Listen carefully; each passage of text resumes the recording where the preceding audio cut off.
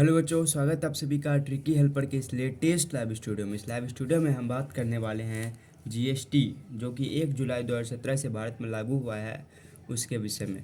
भारत सरकार पहले समझिए, टैक्स जो होता है, जो कर होता है, जैसे आप सड़क परिवहन का कर देते हैं टोल नाका पास, उसी तरह भारत सरकार कुछ आवश्यक वस्तुओं की खरीद बिक्री पर जो कर लेती है, उसी से संबंधित आपका जीएसटी अर्थात गुड्स एंड सर्विस टैक्स।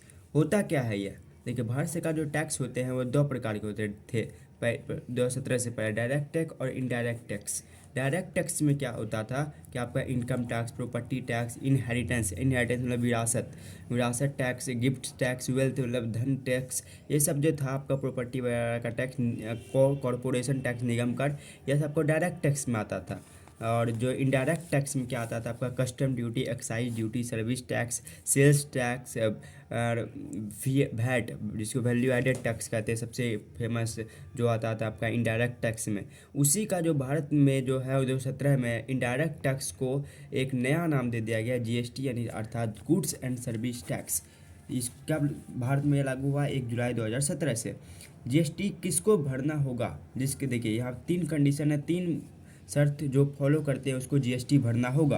पहला, जिसका सालाना का जो टर्नओवर है, यानी सालाना, यानी कि जो साल भर में 20 लाख से ऊपर का क्या करता है आपका बिजनेस करता है, ये प्रॉफिट नहीं, उसका पूंजी अगर साल में जो है 20 लाख से ऊपर है, सालाना क्या है टर्नओवर उसका 20 लाख है या 20 लाख से अधिक है, तो उसको जीएसटी भरना होगा।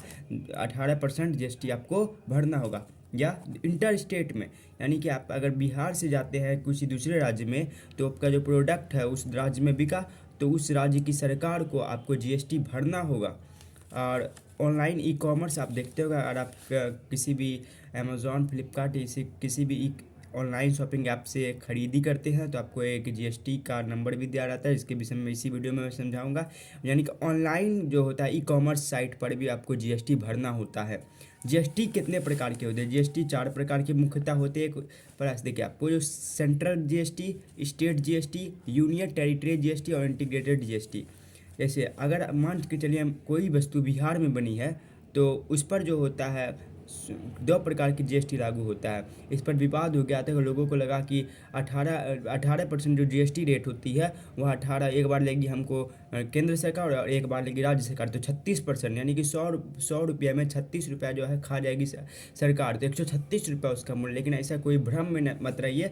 जो 18% होता है आपका जीएसटी रेट, वह जो है 9% आधा आधा बढ़ता है केंद्र सरकार और राज्य सरकार के बीच। अर्थात अगर बिहार में कोई उत्पाद बना है और वो बिहार में ही बिक रहा है, तो उस पर सेंट्रल गवर्नमेंट 9% टैक्स काटेगी और स्टेट गवर्नमेंट यानी कि बिहार सरकार जो है 9% टैक्स काटेगी, यानी कि सीजीएसटी और एसजीएसटी।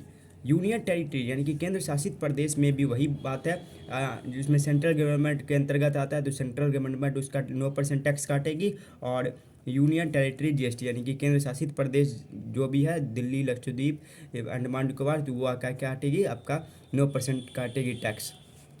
और उसके बाद एक आता है इंटर स्टेट जीएसटी, आईजीएसटी इसको कहते हैं, डेस्टिनेशन जीएसटी, गंतव्य जीएसटी। यह क्या होता है? होता यह है कि अगर मान लीजिए कोई प्रोडक्ट बिहार में बना है और आप उसे भेज देते हैं उत्तर प्रदेश, तो प्रोडक्ट बना है बिहार में और प्रोडक्ट बिक रहा है कहाँ पे? उत्तर प्रदेश में, तो अब इस मामला में झगड़ा उत्पन्न हो जाएगा कि किसे जीएसटी का लाभ दिया जाए। केंद्र सरकार को तो 100% है, उसको मिलना है 9%। अब 9% जो बचा है वो बिहार को दिया जाए, उत्तर प्रदेश को दिया जाए। तो इस मामले को सुलझाने के लिए सरकार ने क्या किया, इसको आईजीएसटी नाम दे दिया। अर्थात यह जो जिस राज्य में उत्पाद बिका है, जिस क्षेत्र में उत्पाद बिका है, उसको मिलेगा उसका जीएसटी। अर्थात मिलेगा जीएसटी इस उदाहरण में किसको? उत्तर प्रदेश को। और बिहार को क्या होगा?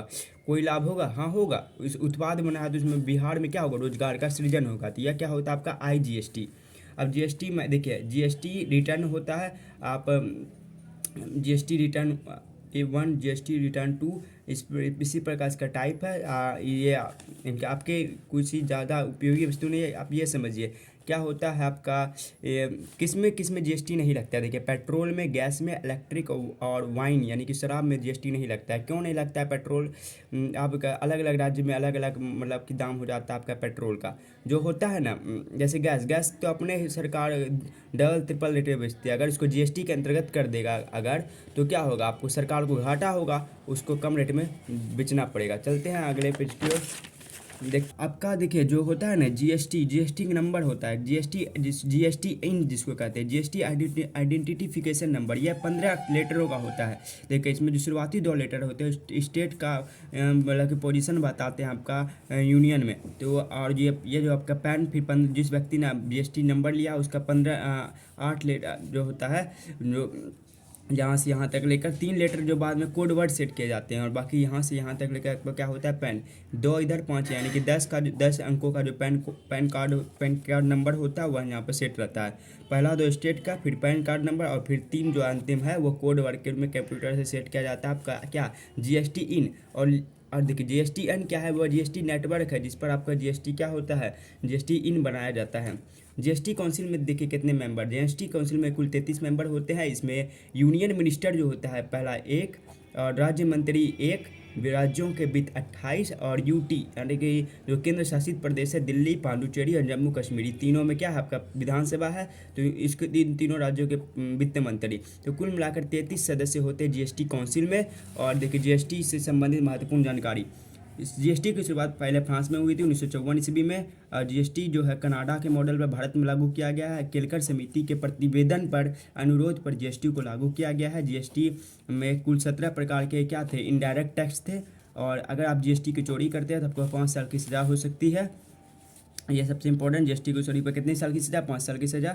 जीएसटी का जो सबसे पहले असम में लागू किया गया और सबसे लास्ट में जम्मू कश्मीर में 8 सितंबर 2016 को इस पर हस्ताक्षर किया, और 1 जुलाई 2017 से लागू हुआ है। जीएसटी भारत में आई जीएसटी संविधान के धारा 269 ए के अंतर्गत, और जीएसटी काउंसिल जो होता है वो संविधान के धारा 279 ए के अंतर्गत आता है। बिल में जो है 122वां संशोधन करके जीएसटी लागू किया गया, जबकि बिल जो है 122वां बिल पारित करके जीएसटी लाया गया, जबकि संशोधन 101वां था। यह थैंक्स फॉर वॉचिंग।